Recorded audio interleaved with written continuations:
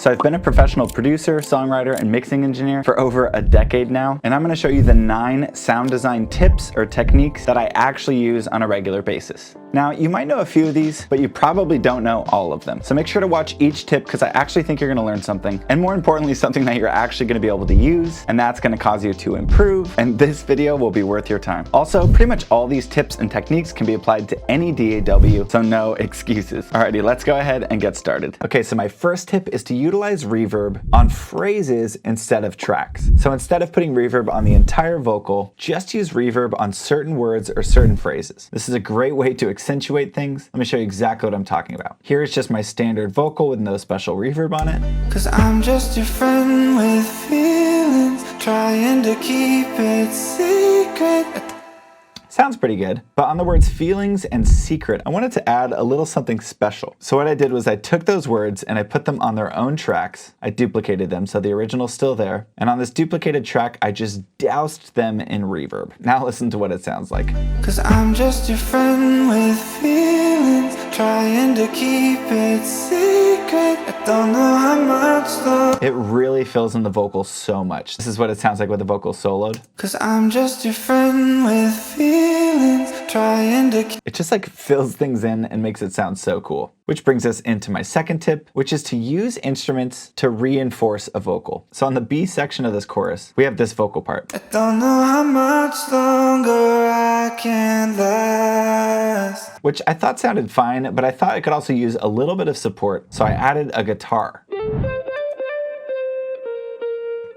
And I also added this bell sound. And together with the vocal, Don't know how much longer I can last. now it's very subtle. If you listen in the context of the whole song, Keep it secret. I don't know how much longer I can last. but that little bit of reinforcement really goes a long way for a vocal. Especially for me, I struggle to get my vocal to sound the way that I want it to, and by utilizing this selective reverb technique, as well as the reinforcing the melody with an instrument, I can get my voice to sound a lot better. My third tip is to utilize the gate. What's the gate, you might ask? Pretty much all DAWs have a gate. Ableton's isn't dynamics, it just says gate right here. And what it does is it allows a sound to come through if it goes above a certain level. So if it's a certain loudness, it comes through, but once it gets below a certain level, it just cuts it off completely. So the other day I was trying to make some 1975 sounding production. This is what it sounds like.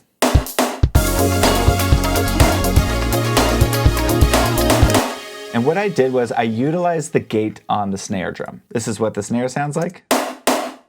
And if you listen close, you can hear there's like a big reverb on it, but then the reverb cuts off. And what I did to do that was the snare on its own just sounds like this. Pretty lame, right? So then I used a send right here, and I turned it up and I sent it down to this return track. And on this return track, there's a reverb, a compressor, and then there's the magical gate. Without the gate, this is what it sounds like. It's like this big wide open snare. It sounds kind of cool, but I wanted it to cut off sooner because that's what the 1975 snare sounds like, but it also makes a lot more room in the mix, and you can get your snare to sound huge and then to cut out and leave room for everything else. So this is with the gate. This is without it. This is with it.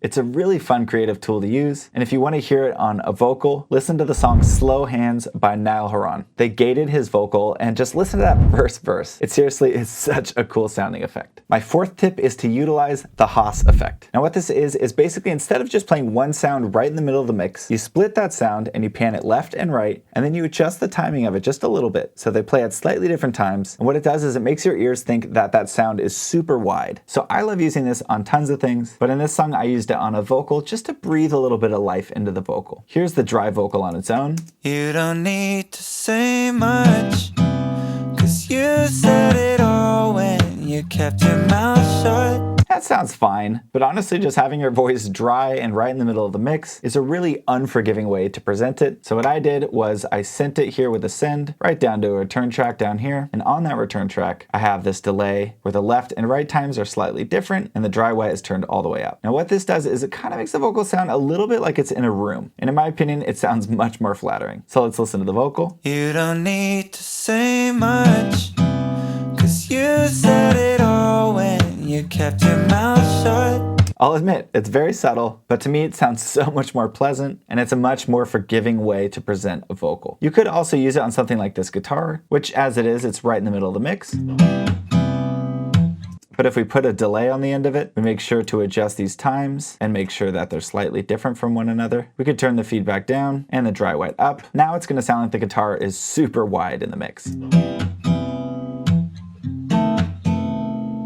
This is a great way to kind of cheat if you wanted to record two guitars and pan them left and right, but you accidentally only recorded one take. The Haas effect can save the day. But I usually just use it to make stuff sound wider in the mix. My fifth tip is to utilize Redux. Now, it might be called something different in your DAW, but it's basically a bit reducer. So it just degrades the quality of something, but in a really cool sounding way. So I was really inspired by John Bellion one day, and I heard him beatboxing in a song and I thought it sounded so cool. So then I beatboxed on a song.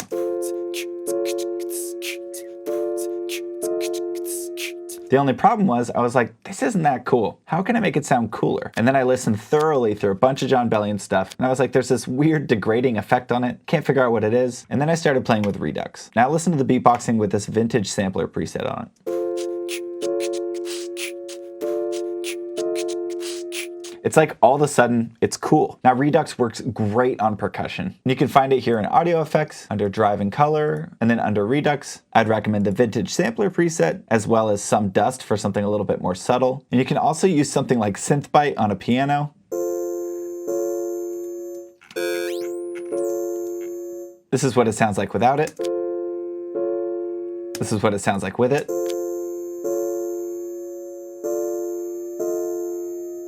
And you can also play with the rate and get some crazy sounds.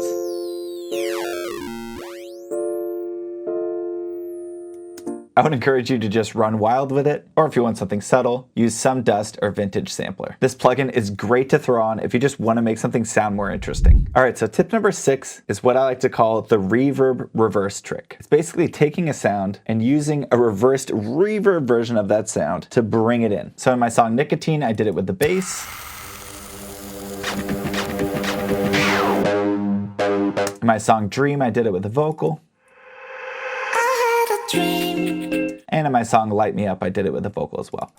I thought I was a little bit. So it's a cool effect, it's very popular, I'm sure you've probably heard it before. And let me show you exactly how I would do it. First, I would take our vocal right here, and I would press Command T and make a new track under it. Then I would click right here where it says Master to the right, and I would select the new track that we just made, which is Audio 11, it's this pink one right here. And then click Auto right here, and then click Record, and then just click Record up top. Do you still fall apart?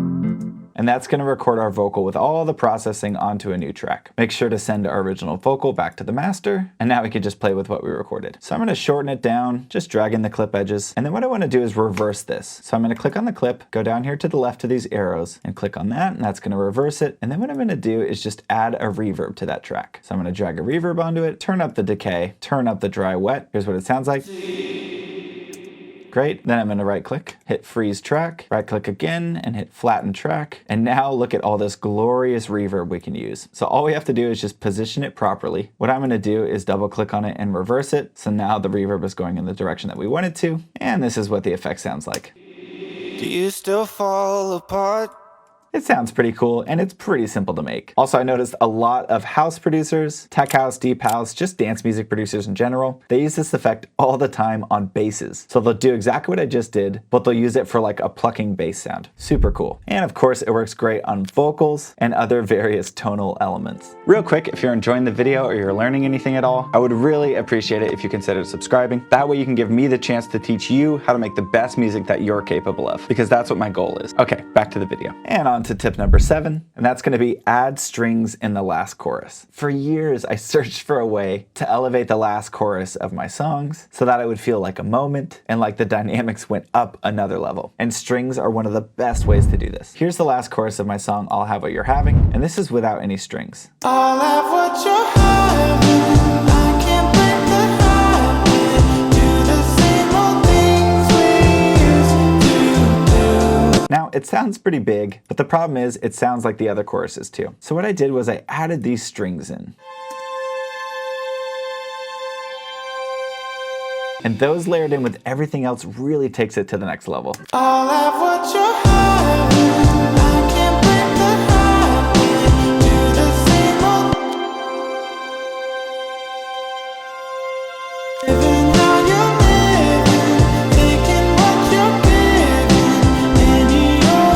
if you don't know what notes to play for the strings, just play the root note of the song. So this song is an F, and we could just play the F note the whole time. Or you can also play the 5 note, which in the key of F is C. So that's why I kept playing C like this. So if you play the 1 note or the 5 note and just play them at a high octave with the strings, it's gonna elevate your last chorus so much. I use this trick on a bunch of my songs like Petty. But I'm still so petty. Petty, petty, petty. I know. And let me tell you, it has not failed me yet for getting that last chorus to sound bigger. Speaking of last choruses sounding bigger, tip number 8 is to use your voice as an instrument. More specifically, use your voice as a pad. What I like to do is I will play in the piano chords, and then I will sing, and then I'll record a bunch of vocal takes, and I'll record each note of those chords. Then I'll douse it in reverb, and this is what it sounds like.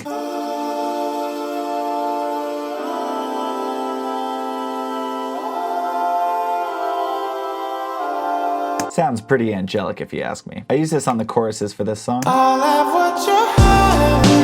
I can't break the habit. And what this does is it really fills in that midsection super well. This is what it sounds like without it. I'll have what you're having. I can't break the habit. Do the same. I mean, it sounds fine, but it kind of sounds like something's missing. This just sounds so much bigger. I can't break the habit. I love using my vocals as a pad. You can even use a sound instead of an ah sound.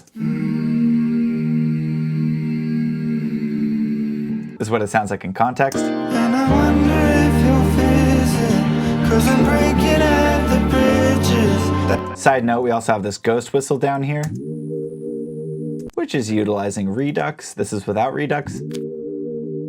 This is with it. Just adds a little edge. And lastly, this tip works great for R&B style songs. Listen to my song Haunt Me. First you go and ghost me, then you stay and haunt me. They come in right You here. haunt me. You haunt me. First you go and ghost me, then you. I used the vowel ooh for this one. I did some high vocals, and then I sang some chords under them.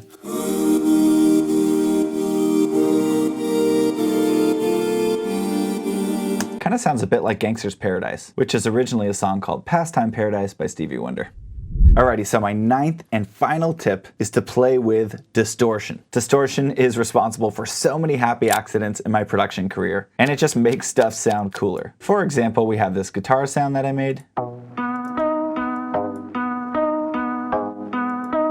Pretty simple, nothing too crazy. But what I did was I automated some distortion to come in so that when the chorus comes in, it sounds more gritty and more interesting. Listen.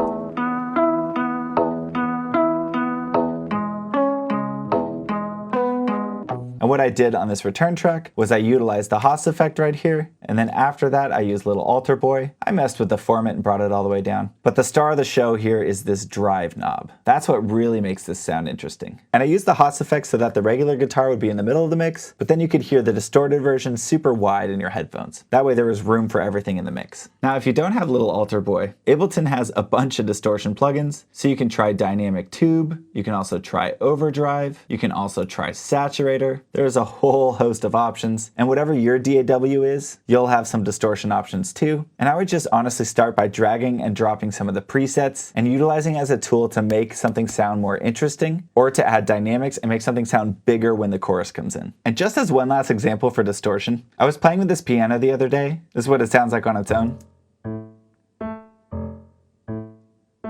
And then I added this Devil Lock plugin and just cranked it all the way. This is what it sounds like.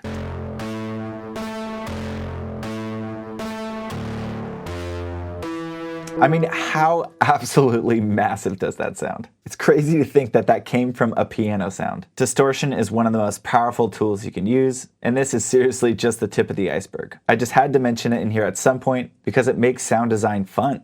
Like I said, lots of happy accidents come from playing with distortion. Okay, so in case you didn't know, all these tips are useless knowledge if you don't apply them. Completely useless. So I challenge you to pick at least 2 or 3 of these and apply them to your next song, or a song that you've already been working on and you want to improve. So some of you guys are just gonna watch a few videos on YouTube, but there's a select few who wanna go much deeper and really dive into writing and producing music at the industry standard, as well as have me mentor you through that whole process. And for you guys, I have a paid program called Complete Producer Pro. And that's gonna walk you through everything you need to know step by step to make incredible incredible music, whether you've never done this before, you're brand new, or you've been at this for a while and you're stuck and you can't figure out how to get to that next level and get your music to sound better. Maybe it sounds really amateur, or you're just lost on how to improve. This is for you. So I'll put part of the course in the description of this video totally for free, and you can check it out and see if it's something that you're into. Remember to stop making excuses and start making music. Cheers.